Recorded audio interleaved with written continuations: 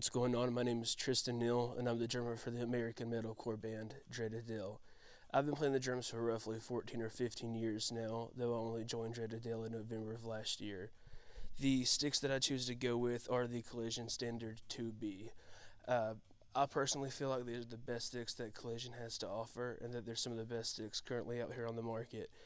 My favorite thing about the Collision company is just how well they work with their people and the people that endorse them. They really seem like a family, and I'm excited to get involved with that. And just the sticks in general, they're just so smooth. They weigh really well and they're balanced perfectly, and just allow for really good movement around the kit. This song that I'm going to be playing is a song from my band's upcoming album, Color Me a Coward. This is just the super rough copy. It's just guitar and some vocal tracks, but I hope you really enjoy it.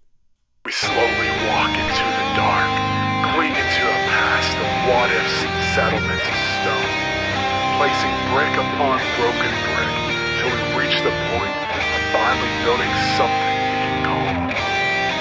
Leaning in closely, and finally hear all the meaningless little mutterings of the replica street. I'm leaving every last bit of the man I hate at the door, finally filling the dirt and laying the daisies at his grave. A lie is a lie.